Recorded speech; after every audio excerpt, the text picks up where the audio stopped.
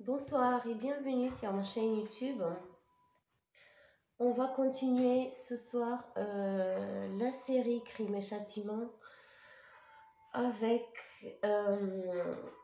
sur votre demande avec Daniel Balavoine.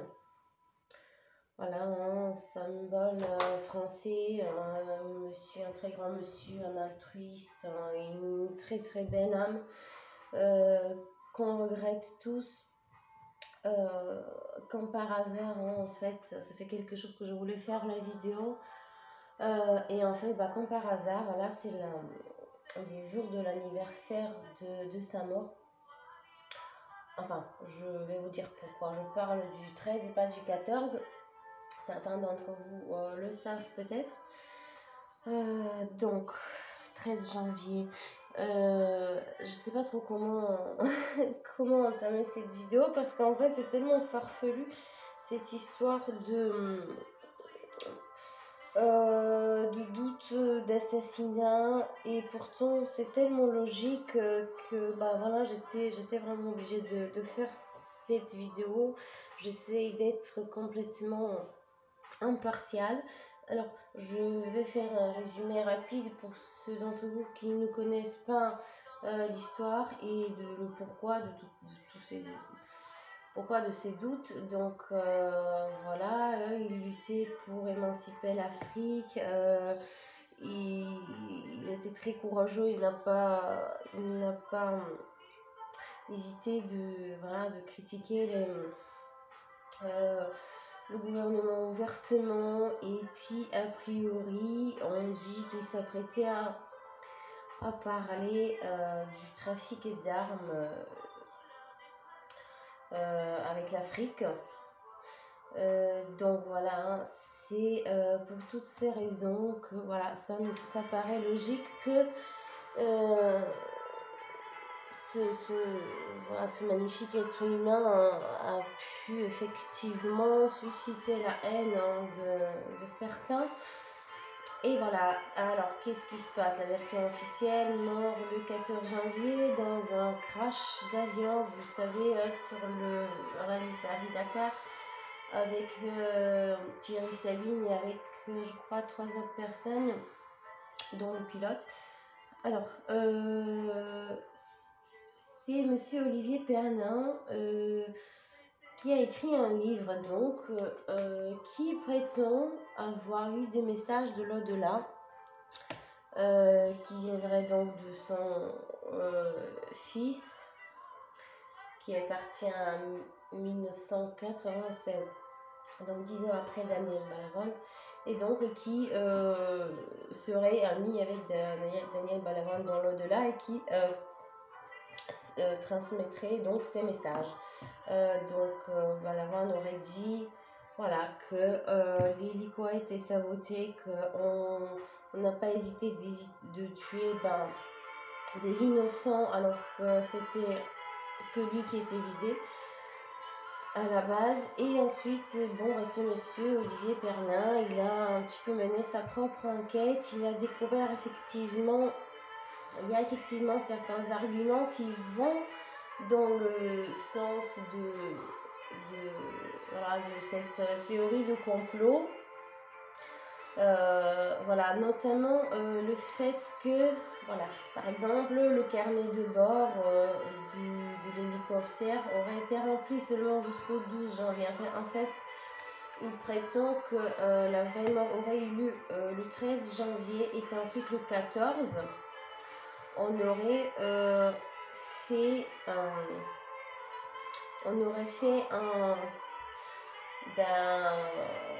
montré un deuxième hélicoptère qui ne serait pas le vrai, dans lequel seraient morts Balavoine et ses amis. Le premier hélicoptère aurait été descendu à coup de mitraillette, donc ils auraient été tous assassinés, et puis on aurait fait une sorte de mise en scène le lendemain avec un deuxième hélicoptère, parce que en fait Les corps n'étaient pas du tout, a priori, amochés, ni rien. C'était pas du tout, ça ressemblait pas du tout à des corps qui auraient subi un crash d'avion. Donc, Daniel aurait parlé de quelqu'un qui était vraiment proche de lui dans son entourage, qui aurait été voilà, ben, acheté par des personnes au pouvoir, donc qui ne voulaient plus qu'il soit de ce monde. Et voilà, donc la version officielle, c'est qu'il y avait du vent, mais il y a plein de choses enfin, plein de gens qui démentent, enfin, qui disent que c'est pas possible, enfin, dans le désert, qu'un coup de vent fasse percuter un hélicoptère contre une dune. A priori, la dune, elle n'aurait jamais existé.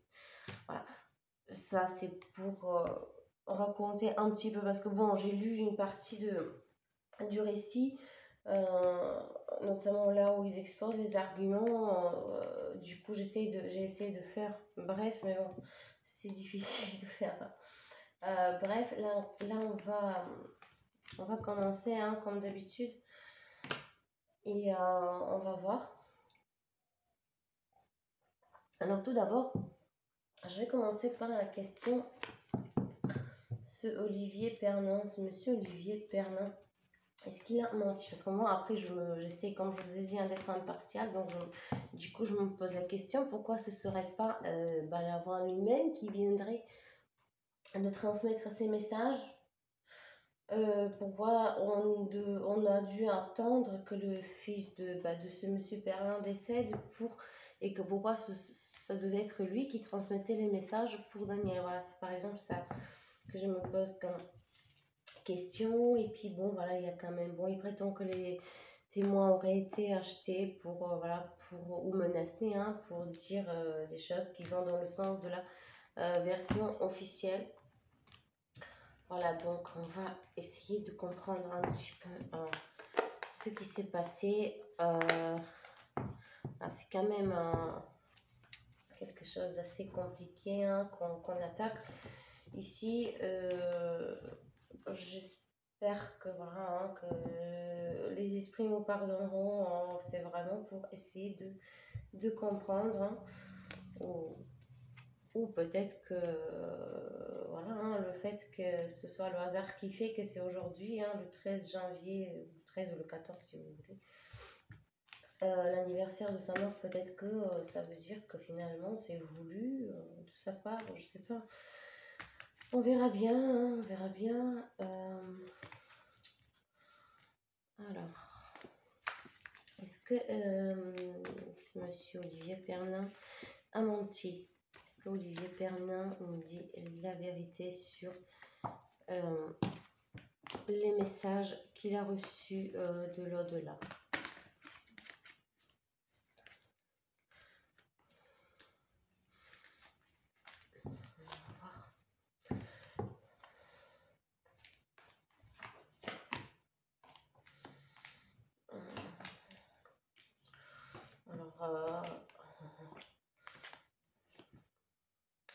Alors là, je ne vois pas de menteur, mais je vois quelqu'un qui cherche qui est tellement submergé par le chagrin que voilà, il tombe peut-être un petit peu dans l'excès.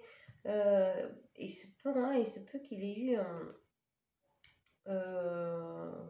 vraiment des messages de la part de son fils, parce que là je vois quelqu'un qui est vraiment resté bloqué dans le passé. C'est là j'ai un profond mal-être. Là j'ai des cartes, j'ai l'impression vraiment limite que cette enquête sur la mort de Balavoine c'était devenu un petit peu la seule chose qui gardait ce monsieur Olivier Pernin en vie à un moment donné, parce que là j'ai vraiment un mal-être très prononcé, très grave. Bon, donc par conséquent, on ne peut pas parler de menteur. Je n'ai pas vu de quelqu'un qui... Alors, je n'ai pas vu non plus quelqu'un qui a sombré dans la folie non plus. Hein. Attention, j'ai pas dit ça. Pas du tout. Au contraire, voilà, c'est vraiment quelqu'un qui vit un chagrin extrêmement, extrêmement, extrêmement fort, profond et insurmontable. Oh là là, tant pis, je sais aussi. Voilà, on allume les bougies noires pour les esprits. J'ai celle-ci, ça suffit. Ensuite, allez, maintenant, la question la plus importante. Comment est mort Balavoine? On va voir si... Est-ce que c'était un accident? Est-ce que c'était un sabotage? Enfin, on va voir. Comment Balavoine est-il mort? Vraiment, comment est-il mort vraiment?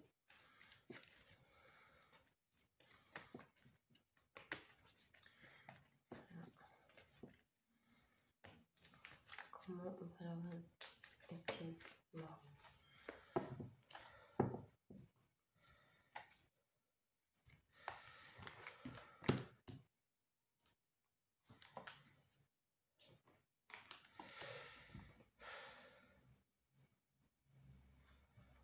Bon. Alors ici, on ne me donne pas la réponse, on me décrit la situation en fait. Oui, effectivement, hein, il y avait beaucoup de gens qui étaient contre lui, qui étaient montés contre lui. Ben là, je vois. Là, on me montre juste le voyage, on ne montre pas autre chose. On me montre ce voyage en hélicoptère. On me montre aussi que... Oui, ça peut être lié, ça peut être lié, hein, ça peut être lié. Donc là, bah, après, je le prends, ça peut être aussi un voyage vers un autre monde. Du coup, oui, ça peut être lié à des rivalités. Alors voilà, là, j'ai quelqu'un qui défend coûte que coûte ses intérêts, ses valeurs, et qui à un moment donné se trouve renversé par terre, qui se trouve voilà, qui se trouve dans une situation délicate, dans une situation difficile, et qui pourtant ne renonce pas. Je pense qu'il était au courant déjà. Je pense qu'il était au courant. Alors là, c'est un ni oui ni non. Donc je vais continuer avec les questions.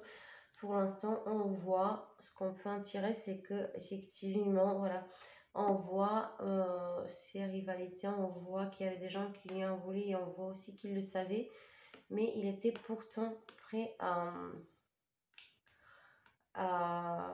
continuer. Et ce voyage-là, peut-être qu'il était au courant, peut-être qu'il le ressentait, que quelque chose allait arriver. Il l'a fait quand même, en fait. Je vois quelqu'un qui vraiment défend ses principes coûte que coûte.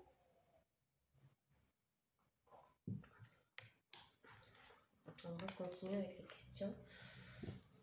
Parce que là, des fois, vous savez, c'est pas... il ne nous est pas donné d'avoir une réponse. Donc, c'est pour ça, je continue avec les questions. Après, si à un moment donné, on voit qu'on ne veut pas nous répondre, on ne va pas insister. Est-ce que l'hélicoptère a été saboté? Est-ce que l'hélicoptère a été saboté? Est-ce que l'hélicoptère a effectivement été saboté? Oui ou non?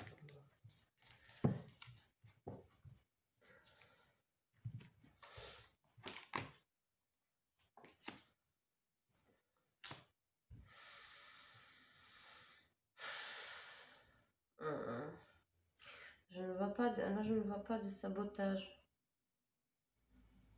Je ne vois pas, non.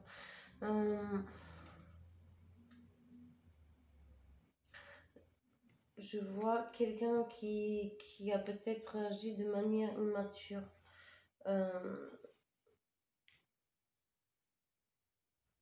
Quelqu'un qui... Voilà, ça, l'empereur, ça peut effectivement nous parler de l'État, mais ça peut aussi nous parler de quelqu'un sur lequel il comptait et qui finalement n'était pas celui qui se présente. Ensuite, j'ai le pendu. Là, c'est vraiment comme si c'était son heure en fait. C'est comme s'il n'y avait pas d'autre issue possible à cette situation.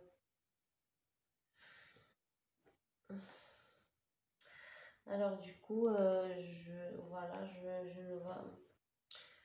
ne vois rien qui va dans le sens de cette version de mort par complot.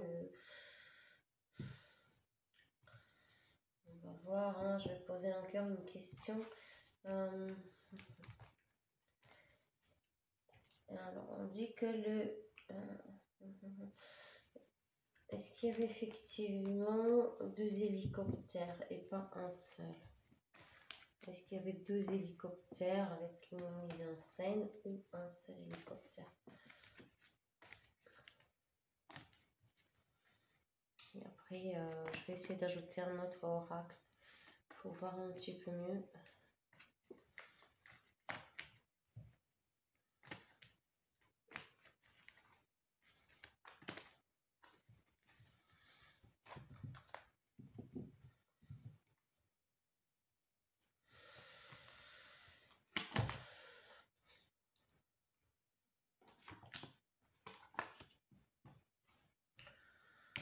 Alors là, encore une fois, c'est vraiment comme si son heure était arrivée. C'est que ça que je vois là. J'ai pas eu de carte de trahison, j'ai pas eu de carte de complot. Là, j'ai eu vraiment quelque chose l'a guidé vers une mort, mais vers une mort qui était prédestinée. C'est comme s'il n'y avait pas d'autre issue possible pour lui. Et d'ailleurs, il le ressentait. Alors, ça n'exclut pas la possibilité de complot. J'ai pas eu un oui, j'ai pas eu un non. J'ai eu seulement l'information comme quoi il le ressentait. Il le ressentait, il était au courant que des gens lui en voulaient pourtant, et il est allé, voilà, il a voulu surmonter cette épreuve, il a voulu montrer qu'il n'y a pas peur, voilà, et qu'il est prêt, voilà, que coûte que coûte, il ira jusqu'au bout de ses convictions, et que à la limite peut-être qu'il restera dans la légende, qui montrera peut-être l'exemple aux futures générations. En tout cas, il le savait. C'est ce que je vois ici, c'est qu'il le savait et qu'il est allé malgré tout. Il a continué, il a fait ce voyage, même si peut-être qu'il a eu des rêves, je sais pas, peut-être qu'il a eu des ressentis, et malgré ça, il est allé. Mais alors là, j'ai pas eu la réponse de... Est-ce qu'il y a eu un complot? Soit il n'y en avait pas, soit on ne veut pas nous le dire. Pourquoi on ne voudrait pas nous le dire? Je vais voir avec un autre oracle. Parce que voilà, hein, c'est ça qui est un peu énervant avec Tarot, quand il ne veut pas parler de quelque chose, et ben il parle pas. Voilà, tout à l'heure j'avais une consultation privée, mais c'était pareil. Donc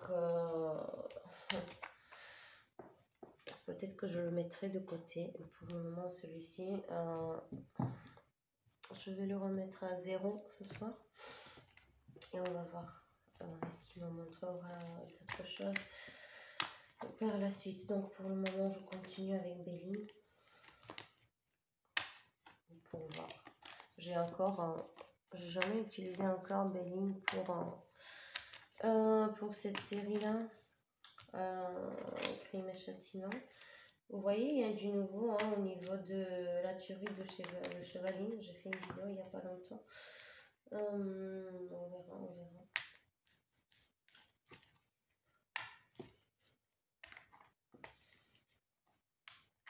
Allez.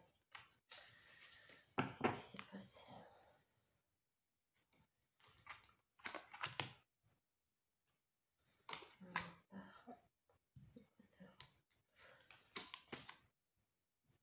On me dit qu'il est bien là où il est et qu'il a laissé son héritage, qu'il n'y a pas de regret.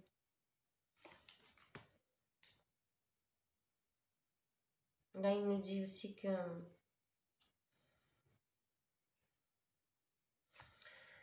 malgré la période, que malgré une période difficile, malgré la période difficile qu'on vit, en ce moment, on aura la justice divine, on aura la grâce, on aura la bénédiction. En fait, les choses, le malheur va cesser.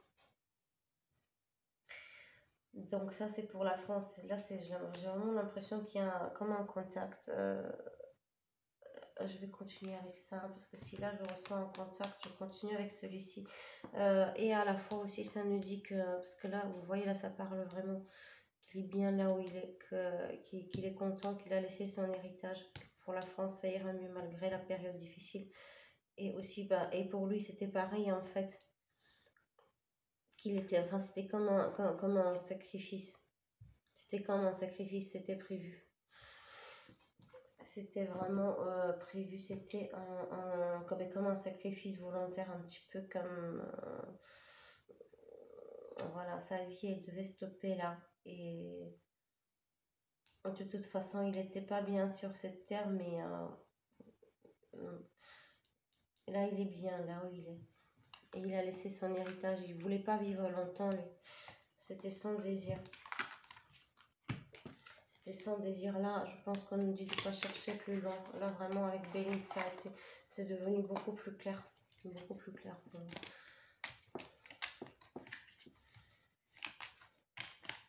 Là, j'ai des frissons. Vraiment...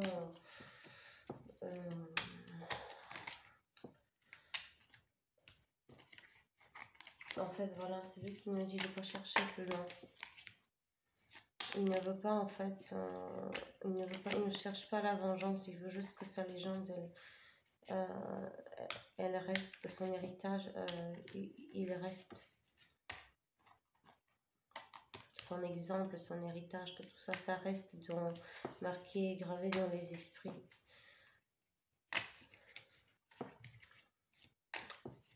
Et il croit toujours que le monde deviendra meilleur.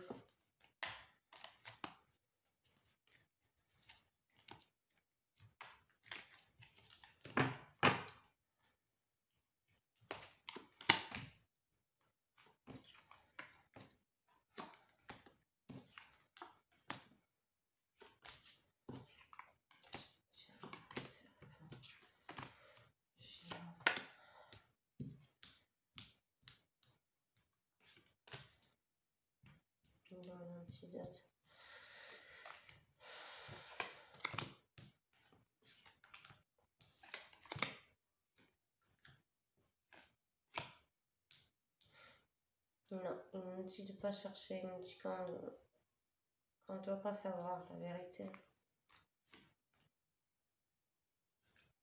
Et qu'on doit se concentrer sur ce qu'il voulait, sur son désir.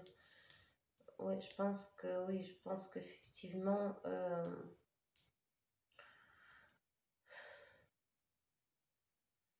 je pense qu'il y a eu quelque chose, mais il ne veut pas que ça se sache. C'est ça qui bloque les cartes, en fait. C'est ça qui bloque les cartes.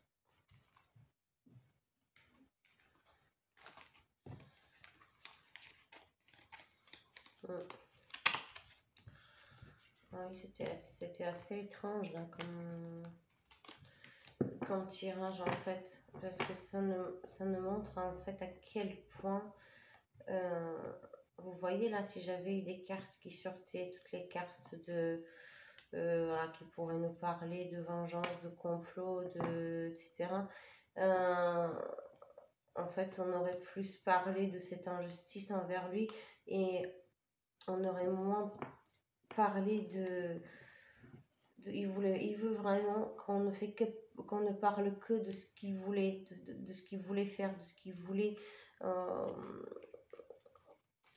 de ce qu'il voulait, à quoi il voulait arriver. Il veut que ça en fait. Il n'a pas envie qu'on parle de sa mort.